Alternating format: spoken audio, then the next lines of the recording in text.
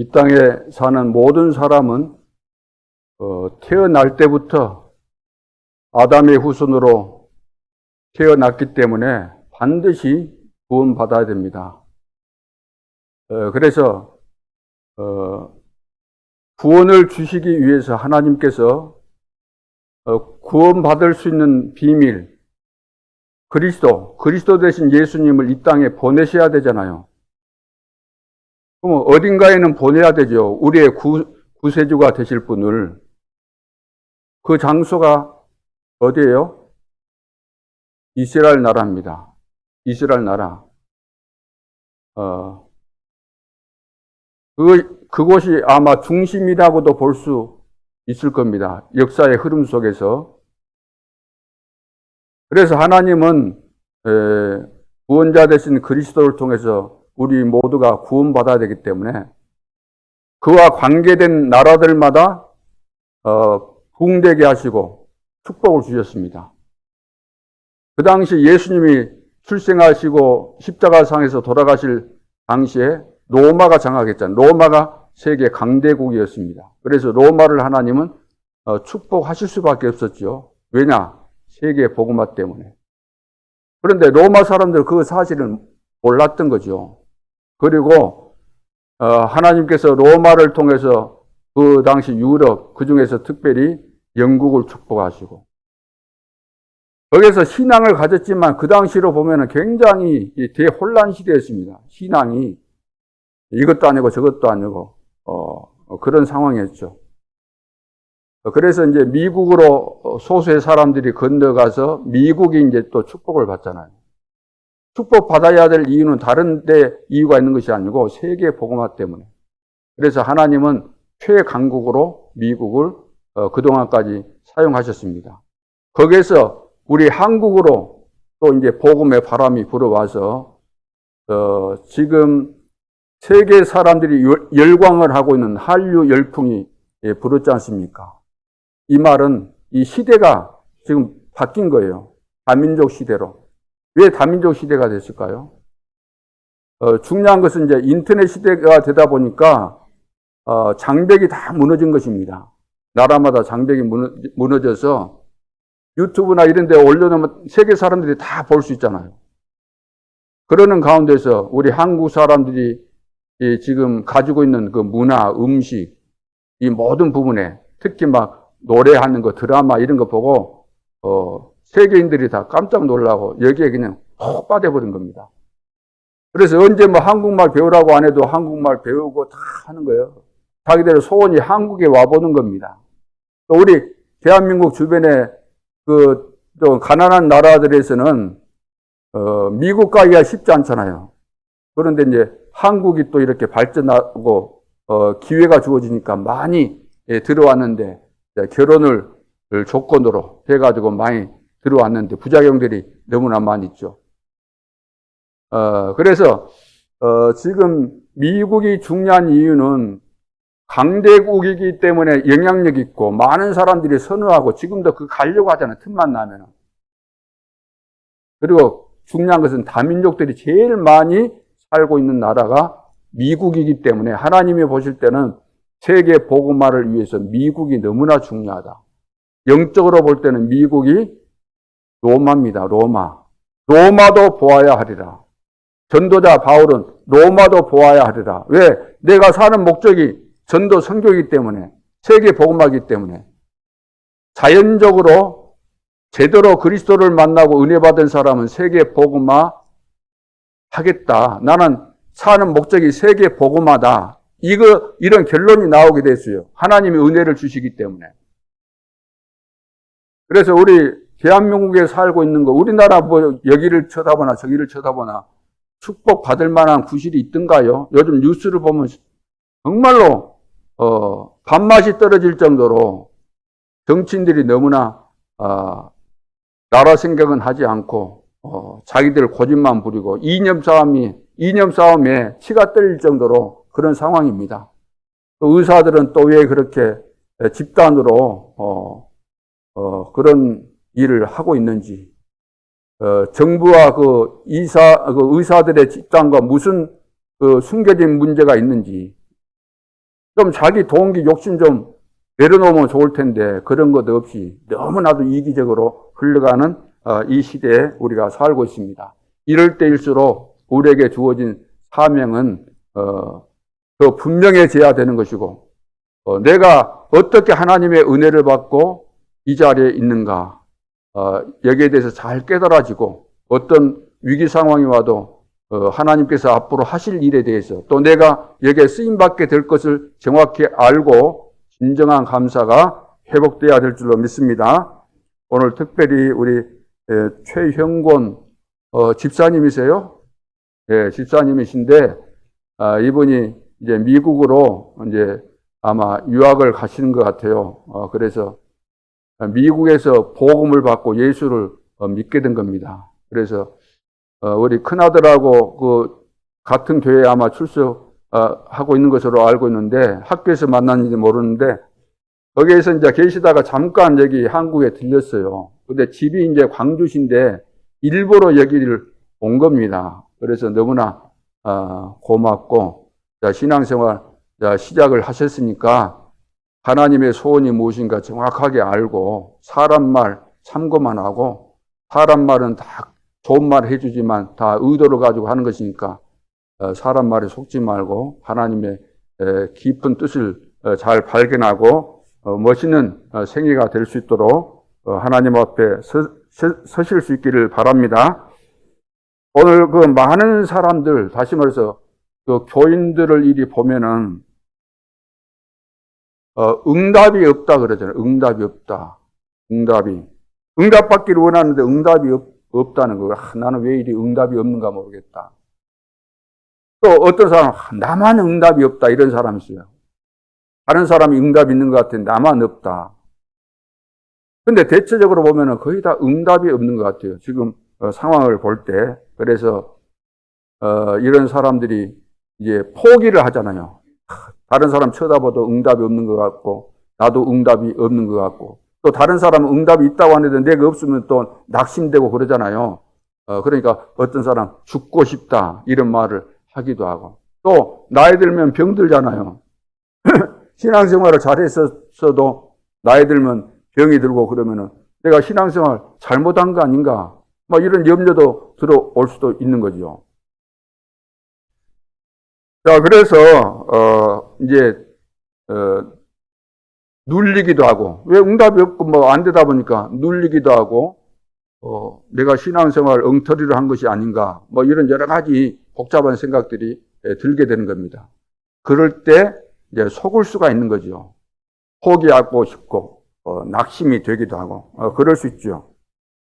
그러나 절대로 속지 말고 이럴 때가 축복의 기회입니다. 하나님은 여러 가지 어려운 상황 속에서 중요한 것을 발견하라는 것이니까 하나님 앞에서 내 자신을 다시 한번 점검하면서 내가 갱신해야 될 것, 또 보충해야 될 것, 바꾸어야 될 것, 또 미래를 내다보면서 준비해야 될 것이 무엇인가 꼼꼼하게 질문하면서 문제점을 찾아내고 보완해 가야 되겠죠. 그런 자세가 반드시 필요합니다. 사실 우리 주변에는 우리 애들이 잘 안 되잖아요, 신앙생활. 어릴 때 우리 애들이 신앙생활 좀 잘했으면 좋겠는데 신앙생활이 잘 안 돼요. 뭐 컴퓨터에 빠진다거나 이 폰에 집중해서 아무것도 안 되고 학교 보내려도 공부도 집중이 안 되고 그러다 보면 너무나 안타깝죠, 부모 입장에서. 그래서 애들 보고 막 나무라잖아요. 윽박 지르고. 그런데 애들 물론 잘못도 있겠지만 애들 이전에 부모의 문제입니다. 부모의 문제. 부모가 가지고 있는 영적인 것이 전달된 거잖아요. 부모가 평상시 때 살고 있는 그 삶의 내용들을 지켜보고 있는 애들이 그대로 배운 거예요. 부모님이 집에 와서 공부하고 있으면 애들도 당연히 공부하는 거 따라 합니다. 부모가 뭐 하느냐에 따라서 해요. 우리 큰애가 어릴 때인데 집에 오면은 예를 들어서 쉬는 시간에 텔레비전 본다고 뒤에 딱 기대고 이리 베개 뒤에 하고 이리 해갖고 있거든요. 내가 없을 때 우리 애가 그대로 한다는 거예요. 애들은 다 보고 하는 겁니다. 내가 공부하고 있으면 지도 없을 때 어리지만 큰 책 펴놓고 하고 있는 거예요. 글도 모르면서. 애들 탓하지 말고 우리 자신의 영적인 상태를 좀 점검하면서 우리 하나님 앞에서 돼야만 애들이 될 거 아닙니까? 그럼 무엇을 점검해야 될까? 내 속에 주님이 계시는가? 내 안에 주님이 계실까요? 고린도 교회 성도들은 예수를 믿으면서도 내 속에 주님이 계시는데도 불구하고 안 계신 것처럼 과거의 습관을 못 버리고 늘 시기하고 다투고 싸우고 서로 잘난치하고 그런 교회였거든요. 그때 바울이 고린도전서 3장 16절에 너희가 하나님의 성전인 것과 하나님의 성령이 너희 안에 거하시는 줄을 알지 못하느냐. 책망한 거예요. 어떻게 너희들이 이런 어마어마한 축복을 받아놓고도 작은 거 육신적인 거 이것 가지고 옥신각신 싸우고 그러느냐. 그런 거죠. 그래서 내 속에 정말로 주님이 살아계시는가. 그리고 내 안에 계신 주님이 내 안에 왜 들어오셨을까요? 손님으로 계시려고 들어오신 걸까요? 아니죠. 내 인생의 주인 되시기 위해서 오신 겁니다. 그래서 우리는 예수님을 영접을 했을 때 손님으로 영접한 게 아니라 주인으로 영접한 거죠. 주님이 언제든지 나에게 말씀하시면 내가 순종하겠습니다. 주님이 나를 인도하시면 내가 따라가겠습니다. 가르쳐 주신 대로 나는 하겠습니다. 그거잖아요. 이런 부분이 잘 되고 있는지, 그리고 나는 또 이면계약이 있는지, 하나님 앞에서 이면계약이 있어야 되잖아요. 이면계약.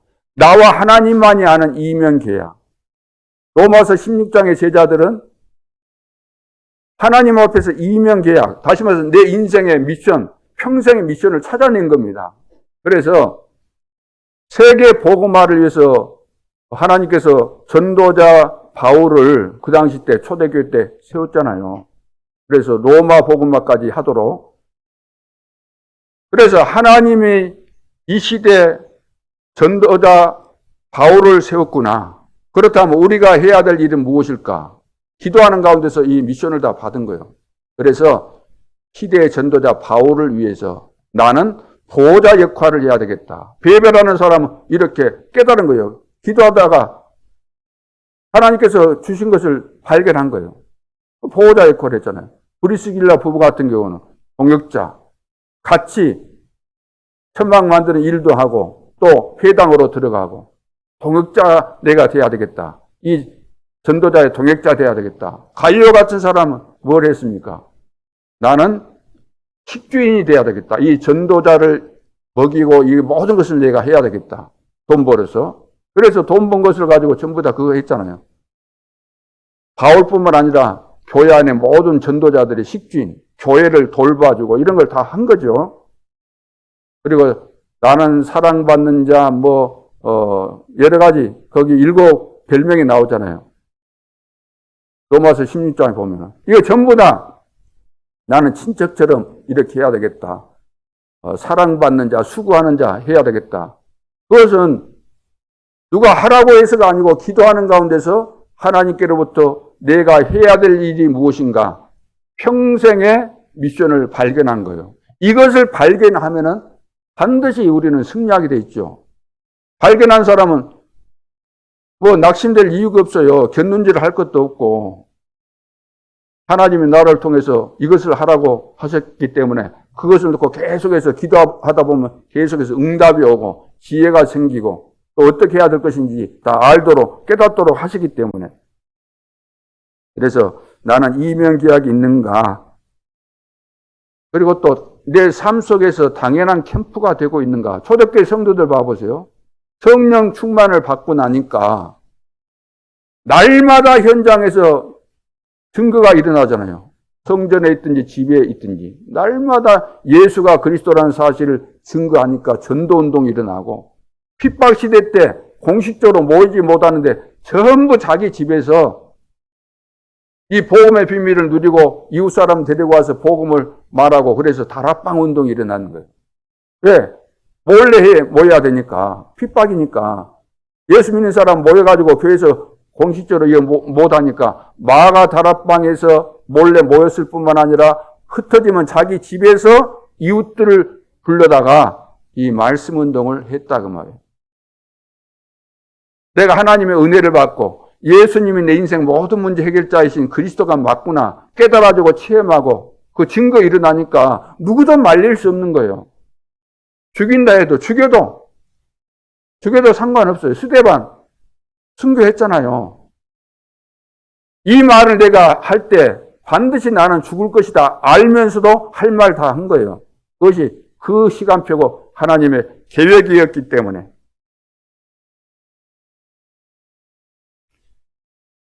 그래서 초대교회 성도들은 지금으로 한다면 우리가 관심 안 갖고 가기 꺼려하는데 가고 싶지 않은데 그곳에 갔거든요. 어디를 갔을까요? 무속인 현장, 점술인들이 있는 그런 현장, 우상이 막 가득 차 있는 그런 현장으로 들어갔습니다. 오늘 우리의 표현으로 한다면 반드시 들어가야 되는 황금어장, 사각지대, 지향지대. 안 가거든요. 근데 바울 팀은 그곳으로 들어간 거죠. 사도행전 13장, 16장, 19장에 보면 글이 들어간 겁니다. 왜? 그 현장에 갈급한 자들이 기다리고 있기 때문에. 영적으로 시달리는 사람들이 복음 들어야만 해결될 텐데 복음을 누가 전해주는 사람이 없잖아요. 우리가 가진 복음 아니면 이 시달리는 사람들이 살 수 있는 길이 없고 반드시 내가 가야만 살 수 있다고 한다면 우리가 가야 되겠어요? 안 가야 되겠어요? 하나님께서 나에게만 이런 은혜를 주셨는데, 특권을 주셨는데 안 간다고 한다면 이것이 바로 죄다 그랬어요. 그들은 너가 안 가면은 당연히 망할 것이겠지만 그 망하는 대가는 너에게서 찾겠다는 거죠. 왜? 내가 복음을 받았고 복음을 전해줘야 될 사명이 있는데 그 사명 감당 안 했으니까 직무유기한 거죠. 자, 그러면서 우리는 미래 시대까지 내다보고 오늘 우리 후대들을 미래 시대의 주역으로 쓰임받을 수 있도록 준비시키고 또 우리 자신들도 미래까지 내다보면서 하나님의 절대 목표를 바라보면서 오늘 성령 충만 받고 오늘 은혜 받아야 되는데 이런 부분에 있어서 나는 정말로 정상적일까? 우리 하나씩 체크해 본다고 할 때 제대로 하고 있는가? 여러분 그걸 점검해 봐야 되겠죠. 무조건 나는 안 된다. 아이고 해도 안 돼. 그러지 말고 꼼꼼하게 어디에 문제가 생긴 것인가? 여러분은 되도록 돼 있잖아요. 하나님의 자녀고. 하나님께서 우리를 부르실 때는 함께 하기 위함이요. 전도도 하기 위함이요. 귀신을 내어 쫓는 권세를 주기 위함이다. 그래서 하나님께서 선택해서 부름받은 구원받은 하나님의 자녀들은 반드시 되게 돼 있는데 안 되는 데는 중요한 것을 이제 빠뜨렸다는 거죠. 그것을 찾아내라는 겁니다. 그러면 그걸 찾아내면 한 단계 딱 올라가는 거예요. 또. 하나님은 지금도 살아계시고 역사하고 계십니다. 그래서 777 망대 그러니까 뭐 새신자들이나 처음 오신 분들은 무슨 이야기인지 잘 모르실 겁니다. 우리가 예를 들어서 현장에 가서 사람을 만나고 그 사람하고 이제 말씀 공부 쉽게 말해서 우리 당신은 이제 새신자가 되었으니까 같이 신앙생활 잘 할 수 있도록 제가 도와드리겠습니다. 그러니까 그 새신자가 오케이 그래 해주면 너무 좋겠습니다. 그러면 우리가 그 현장에서 뭘 해야 돼요? 일주일에 예를 들어서 나는 한 번 만날 수 있습니다. 그러면 한 번 해줄 수 있잖아요. 나 일주일에 아무리 바빠도 일주일에 2번, 3번은 만날 수 있습니다. 우리 집에 와서 성경 공부해 주십시오. 이리 부탁하면 가서 해줘야 돼, 안 해줘야 돼요? 해줘야 돼요, 안 해줘야 돼요? 해줘야 되겠죠. 그러면 해준다고 할 때 그 집에서 모인다. 그러면은 거기에 대해서 뭔가 명칭을 붙여야 될 거 아닙니까? 그러죠? 어디에서 만나자 그래야지. 만나는 장소도 안 해주고, 어디서 만나자 그러면 말이 안 되는 거잖아요. 그래서 그 새신자 생겼을 때 만나서 공부 같이 하자. 그러면 그것을 우리는 다락방이라고 한다. 거기에서 뭐 일대 양육도 하고 그러는 거죠. 그러니까 현장에서 우리가 응답을 받다 보면은 용어가 생기는 거예요. 이 시대에 맞는 용어, 성경적으로 성경의 의미와 맞는 용어들이 자동적으로 만들어지게 돼 있는 거죠. 그렇죠. 그런데 성경에 보면은 세계 복음화하는 방법들이 다 이 사도행전에 들어있어요. 사도행전에 어떻게 한 것이 다 들어있기 때문에. 그러면 777 기도가 뭔가? 자, 망대를 세우라 이 말은 성경에도 망대를 세우라는 단어가 있지만 그 의미를 이제 알아야 되는 거예요. 망대처럼 예를 들어 망대가 세워지면 경고하잖아요. 외부에서 침략해 들어오려고 해도 침략을 못 하잖아요. 왜? 망대를 제대로 짓고 파수하고 있고 우리가 견제하고 있으면 외부에서 침략 못 들어오죠. 성경에 그런 단어도 있을 뿐만 아니라 그 이미지가 다 있는 거예요. 그래서 우리가 하나님을 믿음에 있어서 우리 이 내적으로 영적으로 망대처럼 딱 준비가 돼야 된다 그 말이에요. 망대처럼. 성경의 영적인 이야기를 하는데 우리는 한계가 있으니까 육신적인 것을 비유를 들어서 영적인 비밀들을 이해할 수 있도록 좀 표현하고 있는 거예요. 그래, 망대 이해되세요? 우리 속에가 망대가 돼 있어야 돼요. 망대가 세워져 있어야 돼요. 하수꾼이 돼 있어야 돼요, 이게. 그건 뭐냐면은, 우리가 믿는 하나님은 성삼위 하나님이신데, 그 하나님은 지금도 역사하시고 계시는데, 보호자의 축복과 시공간 초월해서 역사하시는 이런 비밀들을 가지고 있기 때문에, 이런 내용들을 정리해서 지금 7개를 정리했으니까, 이것을 내 마음에 품고 나도 그렇게 준비가 돼야 된다. 그 이제 7망대, 그걸 놓고 이제 그것이 그대로 되도록 우리가 기도하는 거잖아요. 그러면 7여정은 뭡니까? 우리는 세계 복음화까지 앞으로 우리가 살아갈 길이지만 어디까지 살다가 죽을는지 모르지만 하나님은 이 지구가 종말하는 그 시간표까지 완벽한 계획을 가지시고 우리에게 언약을 주셨어요. 말씀을 주셨잖아요. 땅끝까지 가라. 만민에게 모든 족속에 가서 제자를 삼아라. 그러면 거기까지 가지게 돼 있는 겁니다. 그 정도가 아니고 영원한 세계까지 말씀하셨기 때문에. 그래서 그 길을 걸어가는 거예요, 우리는. 그래서 나그네라 그러잖아요. 순례자 나그네. 여행자들 보고 여행하는 그 과정을 여정이라 그러잖아요. 여정. 우리도 지금 전도 여정을 가는 겁니다. 세계 복음화를 위한 여정. 하나님께서 이루어 가시는 여정. 이스라엘 나라에서 로마로, 영국으로, 미국으로, 또 우리 대한민국으로 지금은 이제 막 전 세계로 지금 확산되고 있잖아요. 복음운동.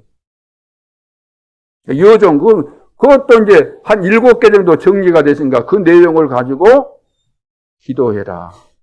그리고 7이정표는 뭐예요? 7이정표. 이것도 예수님께서 십자가상에서 돌아가셨을 때 다 이루셨다 그랬잖아요. 크라이막스잖아요.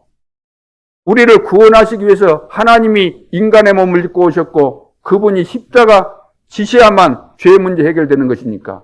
그리고 부활하심으로 그 사실을 증거하신 거죠. 그러면 굉장한 그 포인트가 되는 거죠. 그래서 갈보리, 감난산은 뭡니까? 부활하신 다음에 예수님께서 제자들을 불러 모시고 40일 동안 하나님 나라의 일에 대해서 말씀하셨죠. 이것은 미션을 찾으라는 겁니다. 베드로 너는 너 인생의 평생의 미션이 이것이다. 다 찾게 만들고 찾도록 다 해주신 거예요. 40일 동안에. 이것이 있으니까 흔들릴 이유가 없는 거죠. 그리고 마가다락방에 내려와서 기도했어요. 무엇을 놓고 약속하신 성령 충만을 받도록 기도하고 있었는데 오순절 날이 이미 이름에 시간표가 왔다는 거죠. 한 열흘 정도 했는데 성령 충만이 임한 겁니다. 굉장한 이정표잖아요. 이때부터 완전히 이제 어떤 핍박이 와도 흔들리지 않고 계속해서 가게 되는 거죠. 그러면서 안디옥 교회가 세워지고 아시아로 바울 선교팀이 만들어져서 성령 인도 따라서 가게 되고 또 문이 막히는데 기도하는 가운데서 드로아에서 환상을 보여줬는데 마게도냐로 가라 그랬죠. 거기 그리 가서 이제 빌립보 지역, 또 데살로니가, 고린도 이런 지역에 가서 복음 운동하고, 그 다음에 어디까지 가죠? 로마도 보아야 하리라. 중요한 포인트가 있는 거예요. 이걸 보고 이정표, 우리가 서울 가려면은 중간중간에 이정표 다 있잖아요. 이정표 보고 가잖아요. 요즘 보면 내비 찍고 가니까 여러분들이 그냥 등한히 볼 수 있으려니 모르지만 다 이정표 보고 찾아가잖아요.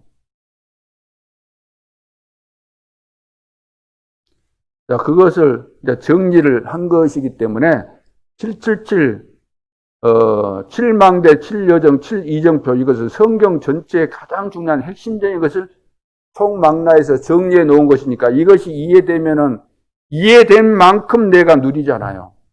이해돼야지 내가 믿음이 생기고, 믿어진 만큼 누려지고, 내가 지금 어려움이 온다 할지라도, 이건 지나가는 어려움이구나. 나는 여기까지 가게 돼 있구나. 걱정할 필요가 없겠구나. 오늘을 보더라도 영혼 속에서 오늘을 보고, 평생 속에서 오늘을 보고, 미래를 내다보면서 오늘을 봐야만 우리가 정확한 오늘을 이해하는 것처럼 우리가 신앙생활도 그냥 하는 게 아니잖아요. 무조건 믿고 그거 아니잖아요. 무조건 믿으려면 뭐 하려고 성경을 주셨겠어요.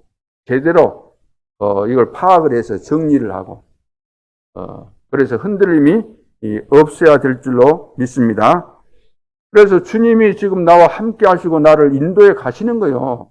가는 과정에 이런 일도 만나고 저런 일도 만나고 죽음의 위기도 하고 안아야 될 막 어려움도 다 찾아오고 그러잖아요. 렘넌트 7명 시대마다 쓰임받았던 사람들은 그런 과정들 속에서도 흔들리지 않았다는 거죠. 왜? 하나님이 하실 일을 다 봤기 때문에. 이것이 이제 신앙생활인 거죠. 그래서 오늘 서론적으로 여러분들이 기억해야 될 것은 뭐냐 하면은 지금 우리 교회에 이제 성전을 하나님이 주셨는데 이 성전 우리는 지었으니까 이제 성전 건축 안 해도 되겠구나. 그런 생각을 할 수 있잖아요. 근데 하나님이 원하시는 것은 덜렁하니 우리가 성전 큰 거 가지고 있다고 해서 성전 건축 안 해도 되고 그런 차원이 아니고 지금 세계 교회가 반드시 있어야 되는 세 가지 뜰이 없다는 거예요. 교회당 건물이 있는데 세 가지 뜰이 없다는 거예요. 공간적으로도 그렇고 공간적으로도 좀 부족하죠. 공간적으로도. 그리고 교회 안에 그 시스템이 안 돼 있다는 거예요. 조직. 예를 들어서 오늘도 이 시간에 주일 10시 반에 일부 예배를 드린다라고 우리가 시스템을 만들어 놨기 때문에 여러분들이 오시는 것 아닙니까? 만들어져 있으니까. 그것처럼 교회당만 덩그러니 있다고 해서 이게 교회가 아니고 이 교회 안에서 정말로 해야 될 일이 무엇인가? 예수님께서 원하신 교회가 무엇인가? 과거에 성막을 주시고 또 회막, 장막, 발전해서 성전, 그리고 이제 교회까지 이르게 되었는데 하나님께서 왜 성전을 짓게 하셨는가? 그 성전에는 세 가지 뜰이 있었어요. 그런데 예수님께서 오셔가지고 보니까 엉망진창이었거든요. 그 세 가지 뜰에서 동전받고 장사하고 다 했잖아요. 그래서 화가 나가지고 동전 그거 상다 엎어버리고 채찍으로 막 양 같은 거나 쫓아내고 그랬잖아요. 성전은 상상할 수 없을 정도로 잘 지어져 있는데 성전이 본질을 놓치고 그 구실을 못하고 있었기 때문에 하나님께서 화를 내신 것입니다. 그래서 우리는 성전 이제 앞으로 어떤 성전을 생각하면서 성전 건축에 대해서 우리가 기도를 해야 될 것인가? 방금 말씀드린 대로 세 가지 뜰이 있는 교회가 돼야 돼요. 좀 이따 이제 세 가지 뜰에 대해서 말씀을 드리겠습니다만은 그래야만 하나님과 맞아야만 응답이 올 거 아닙니까? 하나님과 우리가 하는 일이 하나님이 하기를 원하시는 것과 맞아야 응답이 오는 것이지. 하나님이 교회를 주신 목적은, 우리를 구원하신 목적은 세 가지 일. 한 가지로 말하면 그냥 모든 사람에게 복음 전해서 살리라는 말인데 그 포인트가 있는 거예요. 포인트. 다민족을 살리라는 거예요. 모든 족속이라 그러잖아요. 모든 족속이니까. 그래서 237이라는 말은 237 나라보다 좀 더 많아요. 그런데 통상적으로 모든 사람들이 은행 업무가 이렇게 되어질 수 있는 그런 나라, 그것을 정리하니까 237 나라가 된 거예요. 이것은 세계 나라는 말하는 것이고, 또 부족들이 많이 있는데 5천 정도 이상이 되는데 정리해가지고 한 5천으로 이렇게 잡은 거예요, 숫자를. 그래서 237, 5천 정도 이 말은 전 세계에 있는 나라와 그 부족들, 이 사람들이 다 복음을 드려야 되기 때문에. 그래서 성전 안에는 이방인의 뜰이 있었거든. 이방인의 뜰. 그럼 이방인의 뜰 거기에 모든 다민족들이 와서 편안하게 예배드리고 하나님 만나고 인생의 답을 얻도록 하는 그런 시스템을 만들어 놔야 된다는 거예요. 다민족들이 와서 이것이 내 교회라고 할 수 있는 그런 지금 공간이 우리 교회에 만들어져 있습니까? 없잖아요. 그러면 그것을 놓고 지금 우리가 기도하면서 그런 교회를 만들어야 된다는 거예요. 아이들이 와가지고, 아이들이니까 놀기도 하고, 운동도 하고, 게임도 하고, 영상도 보고, 뭐, 다 할 수 있도록 미래 시대를 대비해서 그런 공간을 만들어 놔야 될 거 아닙니까? 교회당만 크면 뭐합니까? 그것을 만들어 놔야 돼요. 아이들의 뜻, 기도의 뜻. 기도해서 응답받고, 기도해서 성령 충만받고, 그러면은 나에게 있는 여러 가지 영적인 질병, 정신적인 질병, 그것과 맞물려서 육신적인 질병이 오는데 이런 것들이 다 치유되는 그런 공간, 그런 시스템을 만들어야 된다는 거예요.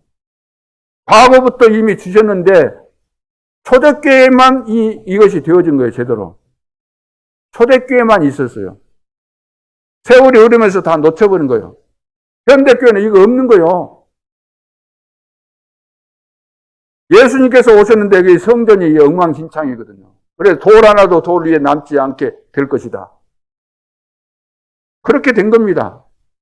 AD 70년에 로마의 디도 장군이 와가지고 다 쓸어버렸잖아요.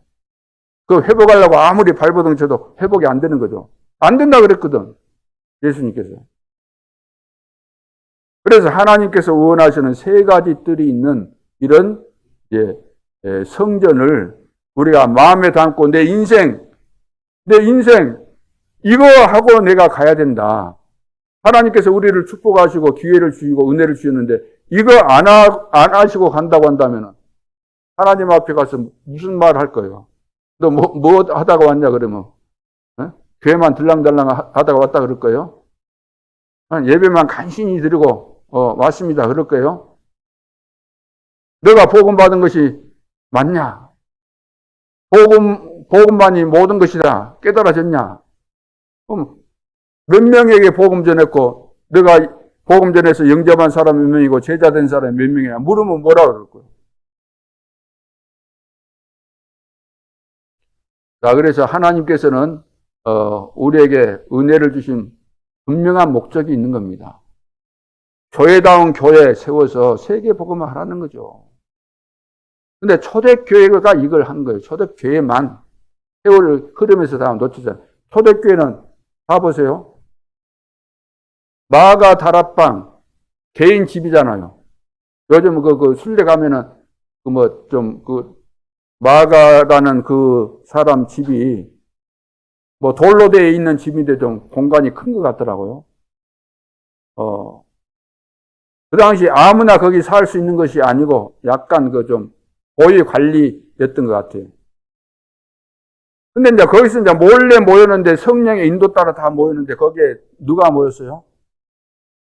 2장 9절 11절에 15개 나라에서 온 사람들이 모이잖아요. 다민족이죠, 다민족. 15개 나라에서. 이방인의 뜰. 기도하고 막 성령 충만 받고 그랬잖아요, 그래서. 기도의 뜰.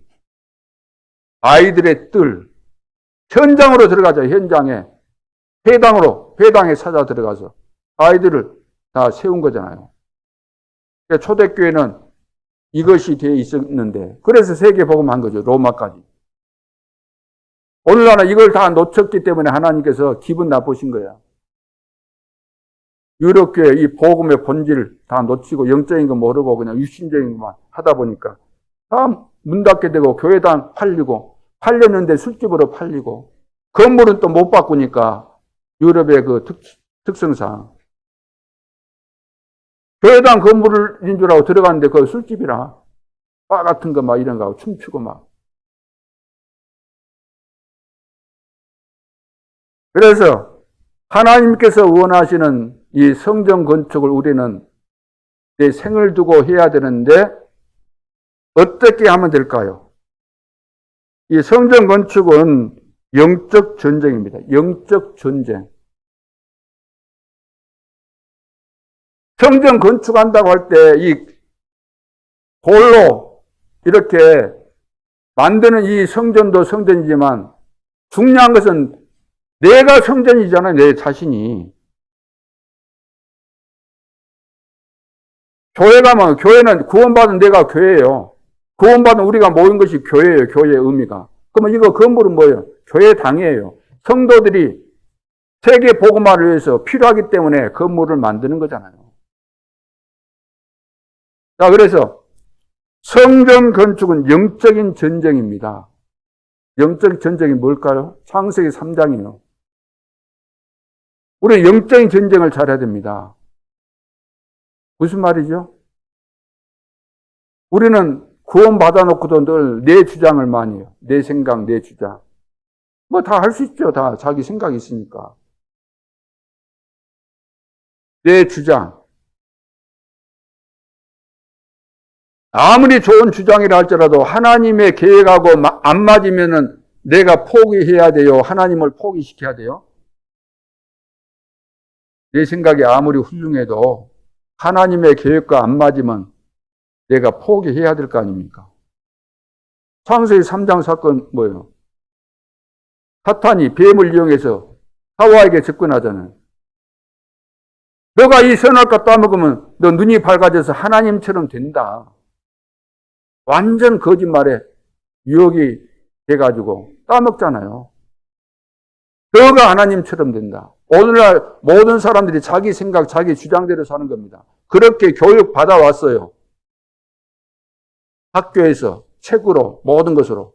근데 그 교육을 받은 배후에 누가 그렇게 역사했는가? 눈에 보이지 않는 사탄은 하나님 대적자 아닙니까? 그런 것을 만들어내는 거예요. 그런 이론을 만들어내고, 그런 영화도 만들어내고, 뭐 그런 작품을 다 하나님 모르도록 하나님 안 믿도록 만드는 작품이다. 그것과 싸우는 것이 성전 건축입니다. 내 자신이 진정한 성전이 되어야 되는 거죠. 내 생각, 내 주장, 내 이론. 내 것은 틀릴 수 있잖아요. 상대방 말이 맞을 수도 있죠. 그렇죠? 내 것만 다 옳다고 생각하지 말고.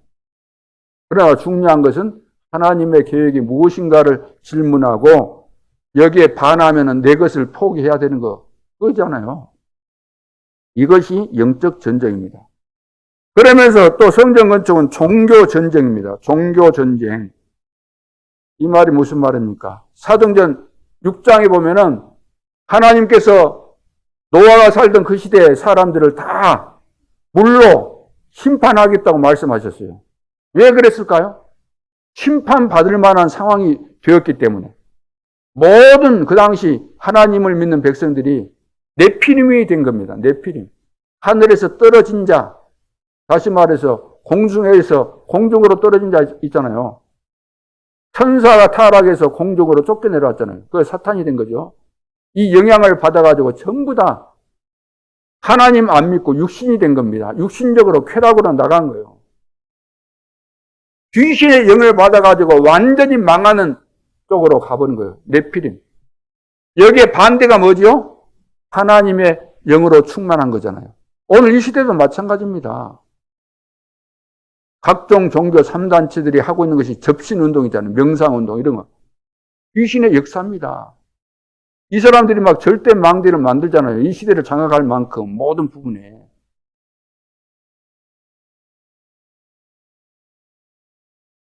그래서 우리가 지금 종교 전쟁입니다. 흑암의 세력과 싸워서 우리가 승리할 수 있어야 되는 거죠. 승리할 수밖에 없는데 우리는 성령 충만하면 흑암의 세력이 무너지게 돼 있잖아요. 또 어떤 성전 건축을 해야 될까요? 창세기 11장에 보면 바벨탑을 쌓았는데 하나님께서 무너뜨렸죠. 바벨탑. 어떻게 바벨탑을 쌓았습니까? 우리가 우리 이름을 내자. 우리가 힘 합치면 할 수 있다. 그런 생각이죠. 바벨탑 운동. 오늘날도 세계 현장에 지금 바벨탑 운동이 일어나고 있는 겁니다. 그것이 뭐냐면은 메이슨이에요. 메이슨. 프리메이슨. 메이슨. 건물 짓고 이런 거 말하는 거예요. 메이슨. 프리메이슨. 그래서 막 각종 신전 막 이런 거 어마어마하게 만들어 놓으니까 사람들이 보이는 그것 보고 가잖아요. 감동되잖아요. 사람들은 막 큰 것 보면 무조건 감동되니까. 근데 우리는 건물 중류에서 건물을 짓는데 그런 건물이 아니고 홀리 메이슨. 홀리 메이슨. 쉽게 말해서 세 가지 뜰이 있는 성전을 만들어야 된다는 거죠. 세 가지 뜰이 있는. 홀리 메이슨. 이것은 완전 우상화시키기 위한 사단의 전략입니다. 만들어 놓으니까 사람들이 거기 다 갈 수밖에 없잖아요. 자, 그래서 오늘 이제 본론에서 신앙생활은 언제나 그래서 누림, 기다림, 도전입니다. 누려져야 되고 기다려야 되고 중요한 때 도전해야 되는데 뭘 누려야 되는가?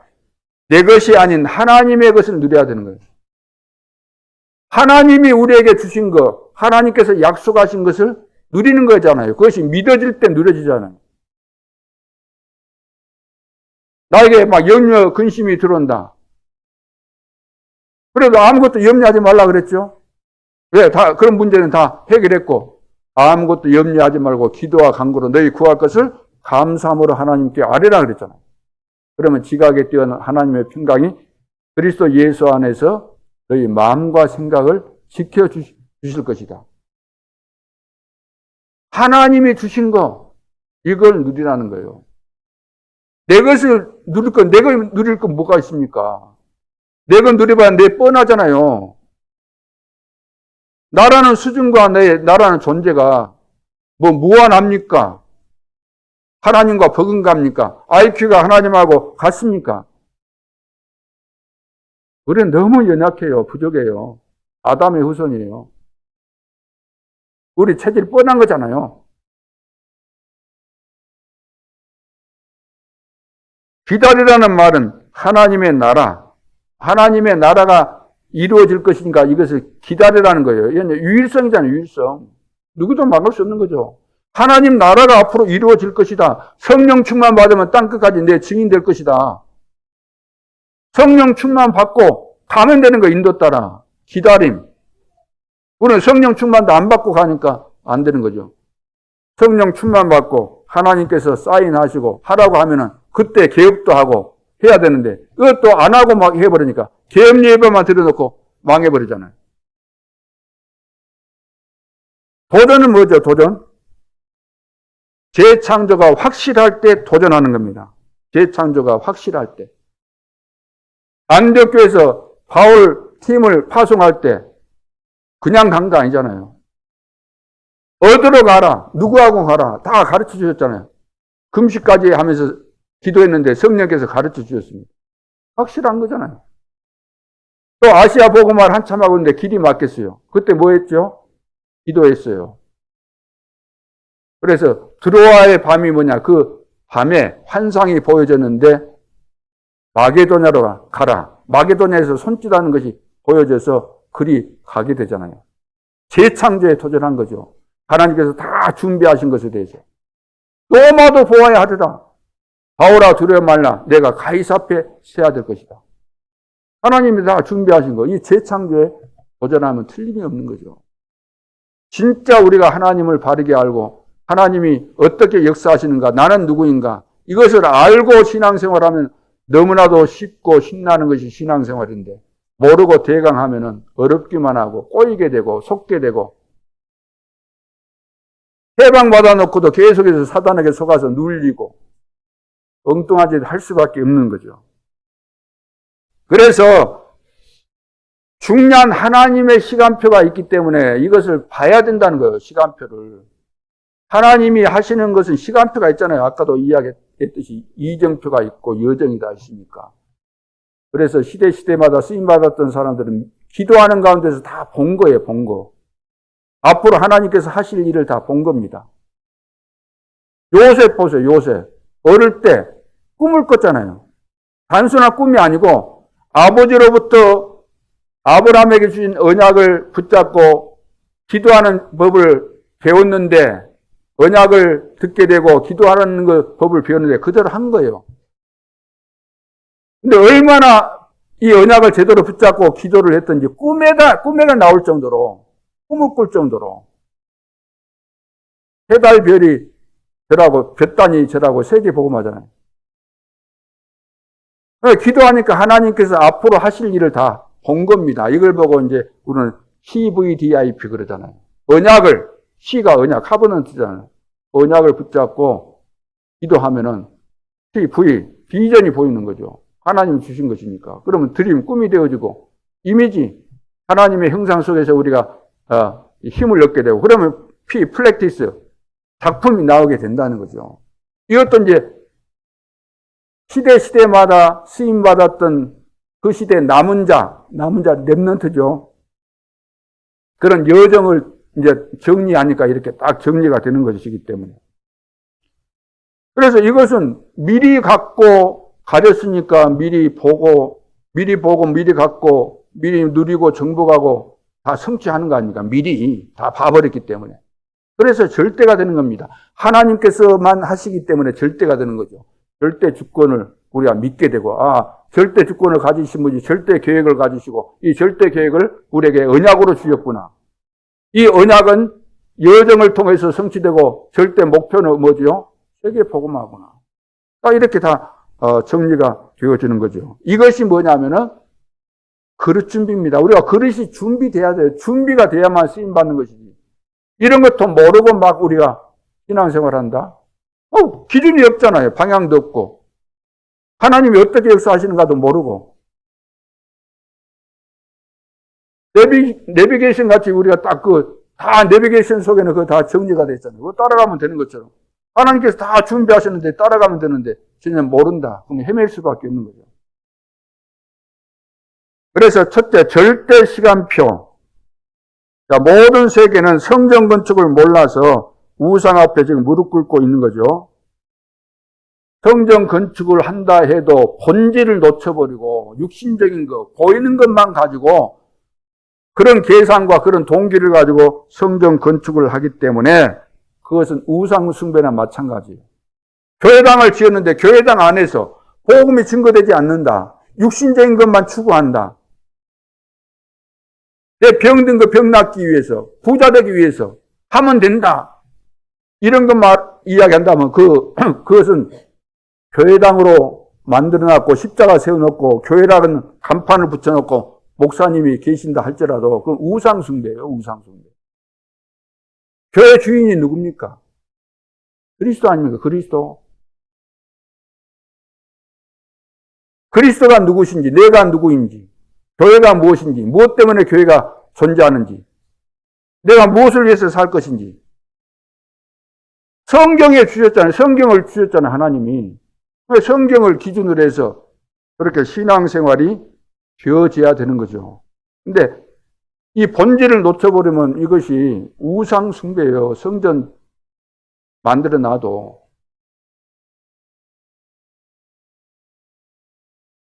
그래서 성전 돌로서 아무리 잘 만들어 놨어도 중세시대 때부터 봐보세요. 중세시대 그때 만들어 놓은 거 로마나 유럽에 가보세요. 아직도 그 건물들이 유적지로 남아있잖아요. 유적지로. 관광지로 바뀌어져 있잖아요. 지금 관광지로. 그래서 그 나라마다 도움이 돼요. 관광 수입이 되니까 여행객들이 찾아가서 돈 주니까. 성전이라고 지어놓은 것이 전부 다 우상 숭배하고 관광지나 하고 돈 벌고 그런 것은 좋은 장점이 될 수 있겠지만 그래가지고 뭐가 되겠습니까? 그래서 교회당은 있어도 그 본질을 놓쳐버렸기 때문에 뭐가 찾아오냐면 재앙이 찾아오는데, 이스라엘 나라에는 7번 큰 재앙이 닥칩니다. 이스라엘 역사가 재앙의 역사입니다. 노예되고 포로되고 속국되고 막 유랑민으로 주변의 강대국들에게 대해서 늘 어름당하고 그런 것이 7번 있었던 거죠. 7번. 전부 그래서 노예되고 하루라도 쉴 날이 없을 정도예요. 그래서 이스라엘 사람들이 만나면은 인사가 뭐라 그랬어요? 샬롬, 평안하냐고. 늘 전쟁이 일어나고 늘 주변의 강대국들로부터 얻어 터지고 그러니까.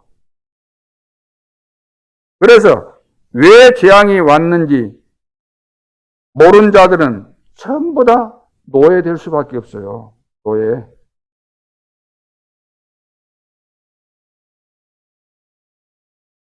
그래서 이제 이 큰 재앙 7번 하는데 이것을 본 사람들이 있어요. 아, 왜 우리 민족이 이렇게 노예가 되고 포로가 되고 속국이 되었는가? 이걸 본 사람들이 있다니까. 우상 숭배에서 복음의 비밀을 놓친 것 때문에 우리 민족이 요셉 때문에 애굽에 갔는데 그건 종이 되어버리잖아요.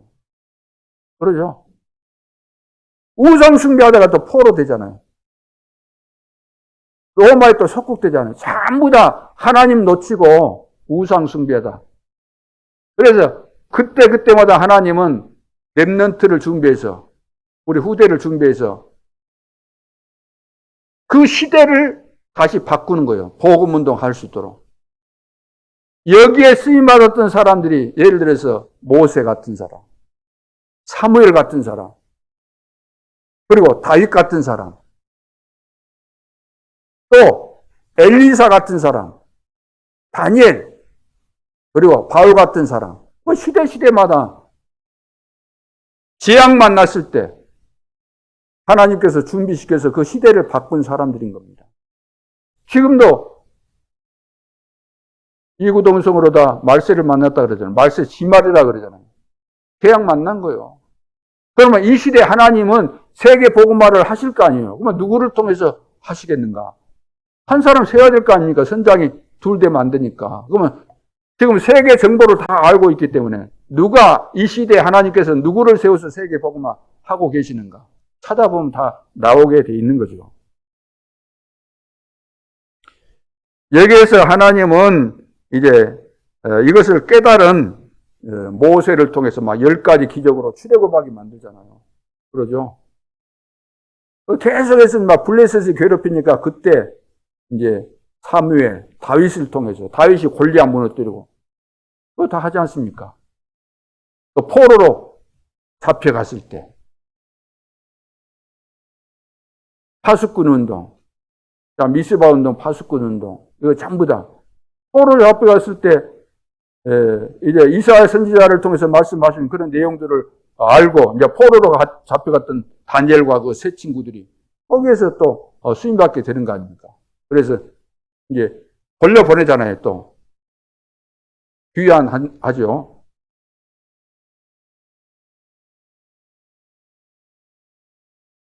그리고 이제 이 속국 시대 때도 이제 바울 팀이 또 현장에 들어가서 이런 준비된 제자들을 찾아내는 세계 복음화의 역사를 이루는 여기에 쓰임 받았던 이런 절대 시간표가 있는 겁니다. 절대 시간표. 그러니까 교회가 우상 앞에 절하는 꼴이 된 거예요. 복음 모르면 복음이 뭔지도 모르고 전도가 뭔지도 모르고 뭘 해야 되는지도 모르고 구제나 하고 구제는 우리가 안 해도 얼마든지 다른 사람들도 할 수 있는 거잖아요. 선행, 구제 뭐 이런 거. 예수님께서 그 문제 해결하시려고 하나님이 이 땅에 오셨겠어요? 십자가 지시고 우리 감기 고쳐주시려고? 우리 재벌 만들려고? 그러면 재벌이면 그 예수 안 믿어도 돼요? 절대 시간표. 자, 두 번째는 최고의 시간표입니다. 최고의 시간표. 하나님은 절대 시간표 뒤에 최고의 시간표를 주셨습니다. 성전 회복을 넘어선 교회 회복입니다. 아까도 말씀드렸지만 이것을 제일 잘한 데가 초대교회입니다. 초대교회. 다윗이 성전 건축을 위해서 준비했고 솔로몬이 지었고 그것이 이제 다 무너졌잖아요. 스룹바벨을 통해서 또 개건하고 했는데 다 무너뜨렸어요.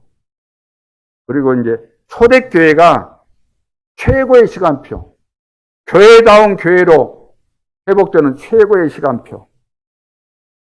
오늘 우리도 이 시간표가 와야 돼요. 초대교회 같은. 초대교회는 왜 최고의 시간표가 됐을까요? 이 사람들은 첫째, 모든 성도가 뭐라고요? 전도자예요, 모든 성도가. 그러니까 내가 무엇을 가지고 있고, 무엇을 누리고 있고, 무엇을 전달하느냐가 모든 것이잖아요. 여러분, 무엇을 가졌어요?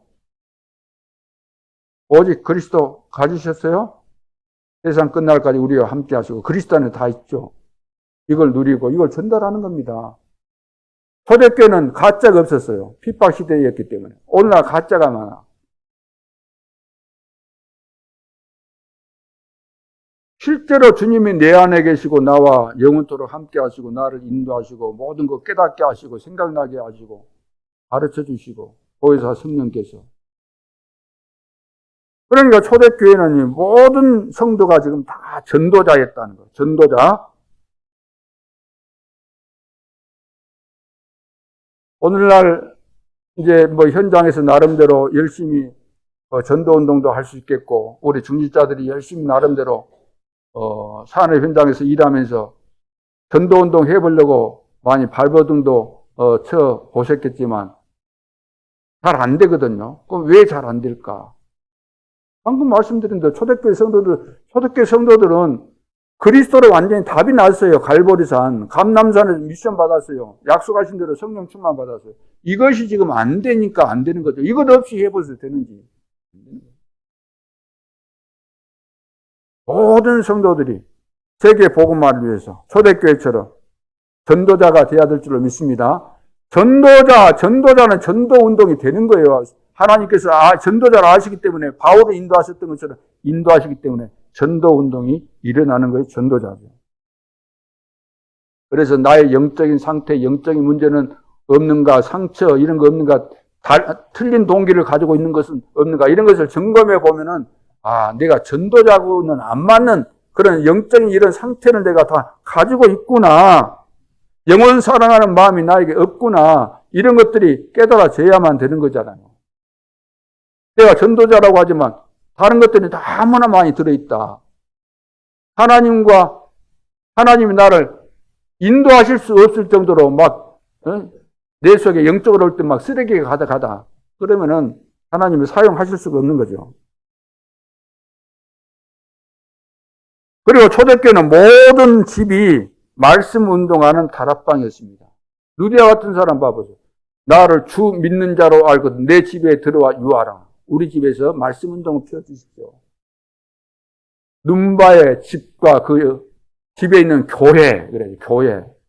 자기 집에서 이 복음 운동이 일어나기를 원한 거죠. 사도행전 보시면 제자 이름이 나오면 집 이름이 나옵니다. 다 거기서 모인 거예요. 이 복음 운동. 복음 운동 때문에 하나님께서 이 집을 주셨구나. 여러분들이 진짜 이 복음을 깨달으면은 여기서 영접운동, 복음운동, 생명운동을 해야 되겠구나. 말씀운동을 해야 되겠구나. 그렇게 되어지는 거죠. 그러면서 모든 후대가 회당을 통해서 준비가 된 거예요. 바울팀이 회당으로 들어갔잖아요. 안식일마다 회당에 들어가고. 거기서 후대를 다 세운 거예요. 후대를. 그러니까 이미 거기서 어린 때부터 선교사로 준비가 된 거죠. 그래서 하나님께서 이제 이스라엘 백성들을 다 흩어버리시는데 유랑민이 된 거잖아요. 유랑민. 정말 전 세계로 흩어져가지고 대학살을 당하잖아요. 그러면서 흩어진 이들이 복음으로 준비되어 있었기 때문에 그 나라에서 복음 운동을 하게 된 거죠. 그게 하나님의 방법입니다. 안 가니까 포로시켜서 가고 속국되게 만들어서 가고 유랑민 만들어서 가도록 하는 거예요. 안 가니까. 자, 세 번째, 세계화의 시간표입니다. 세계화. 자, 모든 후대를 렘넌트로 키워야 되는 거죠. 하나님께서 우리에게 분부하신 명령입니다. 신명기 6장 4절 9절. 광야에서부터 그랬잖아요. 부지런히 자녀들에게 이 언약을 가르쳐라. 집에 있을 때든지, 길에 갈 때든지, 누웠을 때든지, 뭐 손목에 기호를 삼고 이마에 표를 삼고 쭉 말씀하시죠. 우리 후대를 키우라는 겁니다. 렘넌트, 남은 자라 그러잖아요. 이사야서 6장 13절에 남은 자 그 뜻이 그루터기가 렘넌트죠. 영어로 렘넌트니까. 그래서 남은 자예요. 남은 자. 다 망해도 남는다. 그루터기는 남아 있는 것처럼 밤나무, 상수리 나무가 배임을 당하여 다 망한다는 거예요. 복음 모르면 망할 수밖에 없죠. 귀신에게 조정받고 공중의 권세 잡은 자를 따르는데 결국 가서는 실패할 거 아닙니까? 그래도 남는 자가 누구인가? 복음의 비밀을 알고 어릴 때부터 준비된, 그릇 준비된 렘넌트는 남는다고 말해요. 남은 자, 남는 자, 남을 자, 끝까지 남는 거예요. 끝까지 남으면 뭐합니까? 남을 뿐만 아니라 중요한 작품을 남겨야 되는 거죠. 그래서 남길 자, 작품을 남기는 거죠. 내가 복음 운동한 그 작품을 남기는 거죠. 이들을 통해서 이들은 0.1% 정도 되는데 이들을 통해서 세계가 변화된 겁니다. 세계 변화. 세계를 바꾸는. 그래서 RUTC 운동이라는 것이 렘넌트를 통해서 세계 복음화하는 이것이 하나님의 뜻이기 때문에 지역에 렘넌트를 키우는 이 훈련장이 필요한 것이다 그 말이에요. 그래서 여러분과 후대들이 이 시대에 영적인 세계를 보면서 여러분 생각해 보세요. 파수꾼이에요, 파수꾼. 사단이 계속해서 우리 개인에게 틈을 타고 들어오잖아요. 이걸 막아야 되니까 파수꾼이죠. 우리 교회라는 것도 이 울타리도 이거 망대거든요. 파수꾼 역할을 해야 돼요. 교회 안에 너도 나도 불신앙 이야기한다. 그러면 사단이 파고드는 거예요. 누가 이상한 소리 하면은 아니 집사님, 아니 권사님 무슨 그런 소리를 하세요. 그걸 막아줘야지 그 파수꾼이 되는 거예요. 아, 그래요? 아무개가 뭐 그랬다고요? 그게 이제 파수꾼이 아니에요, 그게. 간첩이지. 파수꾼 잘 해야 돼요. 망대를 틈을 타고 들은다 그랬잖아요, 우리 속에. 에베소 4장 27절에.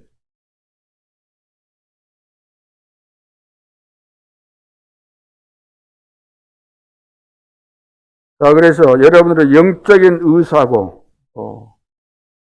여러분들은 또 그리스도의 대사고, 또 여러분들은 세계를 살려야 되니까 세계 정복자고, 이런 정체성, 이것이 우리의 내가 누구인가에 대한 정체성을 말해주는 그런 단어들이기 때문에 이해를 하시면 될 것입니다.